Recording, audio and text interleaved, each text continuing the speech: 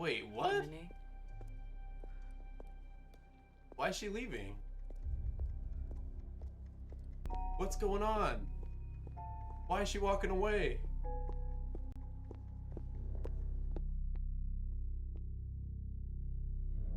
Decorated Lumen employee.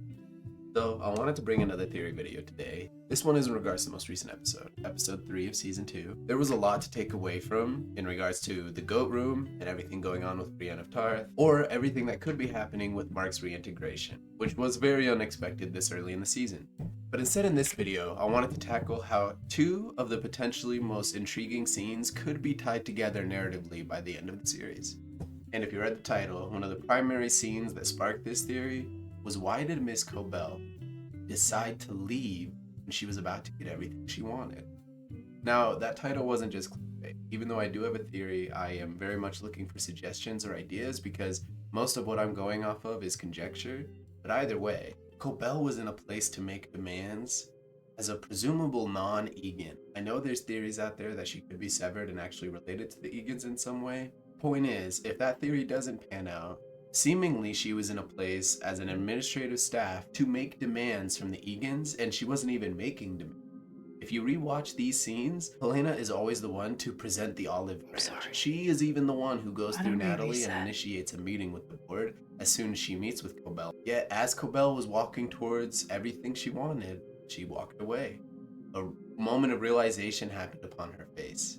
Now, there could be potential that she just realized how valuable she was as an asset to the company, and maybe decided that she put herself in a position where she could make even bigger demands, and she needed to take some time to think about it. That's realistic, and it definitely would make sense within her character, but I think given her actual emotional response, there was something else going on. See, at first glance, I thought potentially seeing that security guard clued Harmony in to the fact that she could be getting taken out mob style. We know it's a ruthless company. We know they could potentially have had something to do with Gemma's accident. It wouldn't be too far out of the realm of possibility to assume that potentially Cobel knew that her time was up and she was about to be taken down. However, then I thought back to a post or a comment I had seen that basically said at some point throughout the season we would be getting a Harmony Cobel episode. Something to sort of explain a little bit more about her character. Now, if we assume this is maybe a glance into her past and maybe her initial involvement with the Eagans, then we have very little to clue in what her exact origin story is. We know that she went to the Myrtle Eagan School for Girls. We know that she is a devout believer in Kier.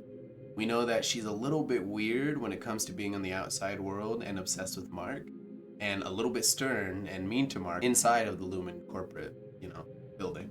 We also know she deeply cares for someone related to her named Charlotte. Most people have come to the conclusion that this is her mother, based on the date on the breathing tube in the scene that follows after she lost her job. Now, potential spoilers for anyone who has not looked at any of the promotional material for the series whatsoever and wants to kind of go in blank, but there has been screenshots released of the promotional part of the series and scenes that we have yet to see. Potentially Cobel could be paying a visit to her old home. A narrative assumption I have is that we're going to get some flashbacks, and within those flashbacks we're going to get a scene that either mirrors or is very similar to the scene where she was walking towards Helena and walked away. Whatever scene that looks like, I think it's going to provide more context to why Harmony would want to walk away from the situation. I'm thinking aesthetically she realized this was pretty much repeating a cycle of some kind, and something that happened to her in the past was just happening again now, and she decided she wanted to break the chain in some way. Now, do I think Cobel will become some rebellious leader and realize just how evil Lumen actually is? No. I still think her grand goal resides to something involved within Lumen where she needs to be a central figure, especially considering how much she's fighting for MDR as a whole. She wants to be on the severed floor, and that's her primary target.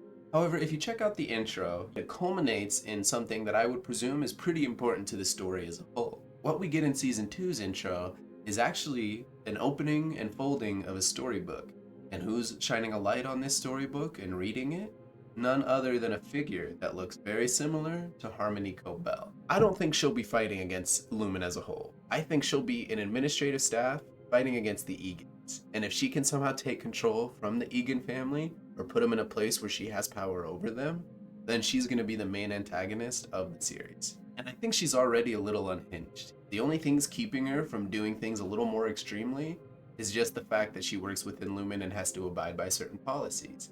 but even Lumen was surprised by some of the actions she would take to get results. Plus the idea that she was being fired, despite the fact that she was seemingly getting results for their grand plan in regards to Cold Harbor. This is just the perfect narrative build-up for her being the grand antagonist of the series. So yes, even though it'd be cool to see her team up with Mark and the Innies and fight back against Lumen with all her inside knowledge, I don't think she'll be the one to help rebel. However, this episode did give us a clue as to who will. And that would be none other than our main man, Milchick.